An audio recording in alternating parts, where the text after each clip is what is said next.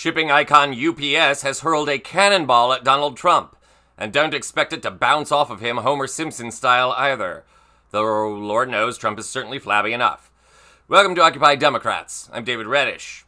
Today marks 100 days of Trump 2.0, or as those of us living in the rational world call it, 100 days of Sunder. You can celebrate by weeping, self-flagellating, or just hitting the sauce. It's all good. Amid that landmark of 100 days, Trump has something else to celebrate. We want to turn now to our national political correspondent, Steve Kornacki. Steve, good morning. There have been a lot of polls, as there often are in a president's first 100 days. Top lines, what are they showing? Yeah, good morning, Savannah. So this is the average of everything that you've been seeing out there the last couple of days. And Trump sitting there, on average, a 43% job approval rating. That's a slight majority there, 54% disapproving. Now, obviously, that's not a great number for a president. Put that in context, though. Previous presidents, 100 days in. How does Trump stack up? And you can see he's at the bottom, although it's a tie with the first Trump presidency. Remarkably consistent. Exactly where he was 100 days into the first term. And I think that's one of the key points here, because you look at Republicans, how they're approaching Trump. Are they panicking with numbers like this? Trump and Republicans look at this and they do say, he's been here before. This has sort of been his level his whole first term. Here he is in the second term. And this is also a number that does not look great and is not great. Let me, if I can get that called up here. This is Trump among independents. And there it is. Sorry about that, Savannah. 31% Trump job approval rating among independents. Again, very low, but we saw it before. Okay, and let's talk about some of the various issues, because the alarm bells have been sounding, particularly as it relates to the economy, which usually is a strong suit for this president. And we say same as first term. Here's the big difference with the first term, at least one of them, and it is on inflation, cost of living. Look at this. On average, 37% approve of Trump right here. As you said, first term, he got his best marks in areas like this. Tariffs not going over well either. You do see a dividing line here. DOGE, government spending, a little more popular. Border and immigration, basically a 50-50 issue. Trump can dismiss those figures all he wants, and no doubt he will start ranting about fake news, assuming he hasn't already. And as the ever-studly Steve Kornacki points out, so much of this has to do with Trump's delusional tariffs. No wonder UPS is declaring war. Amazon has even announced that it will now list a tariff price in their pricing breakdowns. Oh, and predictably, the Trump White House is freaking out.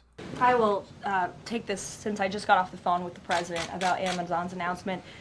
This is a hostile and political act by Amazon. Why didn't Amazon do this when the Biden administration hiked inflation to the highest level in 40 years?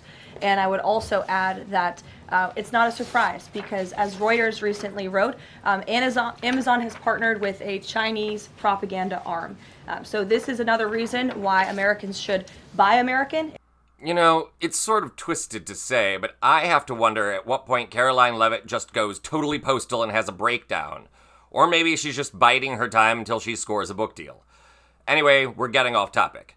With the tariffs looming, especially on Chinese-made goods, UPS is anticipating a slowdown in Amazon shipping. So this morning, they made this announcement. Multiple outlets, including Reuters News, now reports that UPS is preemptively laying off 20,000 employees in anticipation of a slowdown in shipping thanks to the Trump tariffs. Quote, "The world has not been faced with such enormous potential impacts to trade in more than 100 years, unquote, CEO Caroline Tome said in the announcement. Quote, "The actions we are taking to reconfigure our network and reduce costs across our business could not be timelier," unquote. It's important to note that a slowdown in Amazon shipping is not the sole reason for UPS committing to these layoffs. Starting on May 2nd, e-commerce sellers Temu and Shein will also face staggering tariffs since they are both China-based. At the time of this report, Donald Trump continues to claim that he's in active conversations with President Xi of China to negotiate an end to the tariff standoff. Remember, the Chinese have also vowed massive retaliatory tariffs on American goods. For all Trump's assurances, though, the Chinese government continues to deny any negotiations or conversations have even taken place. And in case you hadn't noticed, May 2nd is Friday. Everyone brace for impact. But the good news is that Trump still can back down. He can announce an end to this whole trade war and begin working on repairing foreign relations with our trade partners.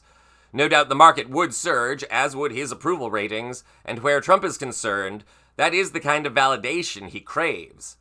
He could even claim this whole trade war was nothing more than a vanity stunt designed to make him look important. Somehow, however, I don't think that we're going to be that lucky.